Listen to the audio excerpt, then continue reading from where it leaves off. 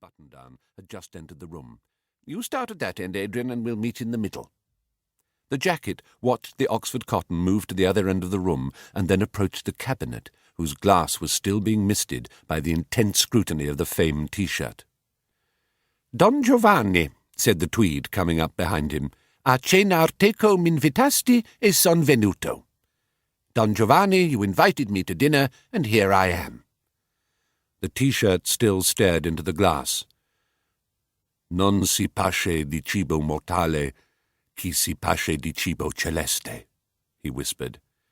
"He who dines on heavenly food has no need of mortal sustenance."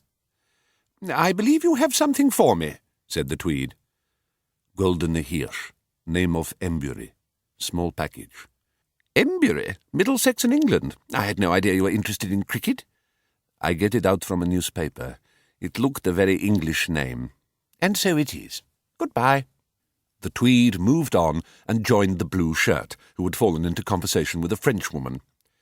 "I was telling this lady," said the shirt, "that I thought the design for the magic flute over there was by David Hockney."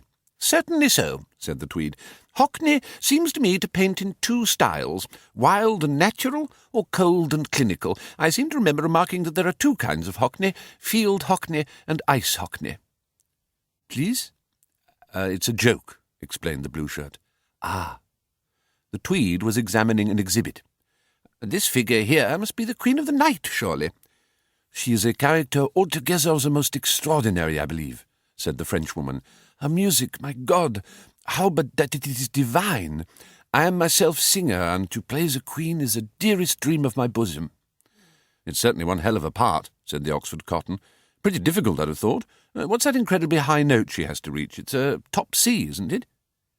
The Frenchwoman's answer to this question startled not just the blue button-down shirt and his companion, but the whole room.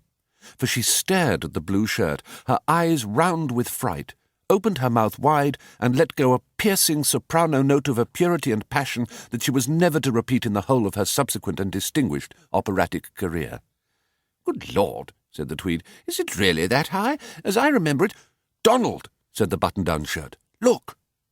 The tweed jacket turned and saw the cause of the scream and the cause of other, less technically proficient screams that were starting up everywhere. In the middle of the room stood a man in a famed T-shirt, twitching and leaping like a puppet. It was not the crudity of such a dance in such a place that had set everyone off. It was the sight and sound of the blood that creamed and frothed from his throat. The man seemed, as he hopped and stamped about, to be trying to stem the flow by squeezing at his neck with both hands, but the very pressure of the blood as it pumped outwards made such a task impossible. Time stands still at such moments.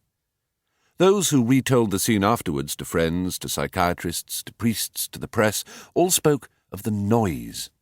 To some it was a rattling gargle, to others a bubbling croak. The old man in the tweed jacket and his young companion agreed that they could never again hear the sound of a cappuccino machine without being forced to think of that awful death wheeze.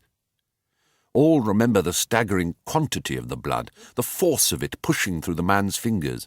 All remembered the chorus of bass voices upraised in panic as helping hands braved the red shower and leaped forward to ease the jerking figure to the floor. All recalled how nothing could staunch the ferocious jetting of the fountain that gushed from the man's neck and quenched the words, "I'm going to live forever," on his T-shirt with a dark stain.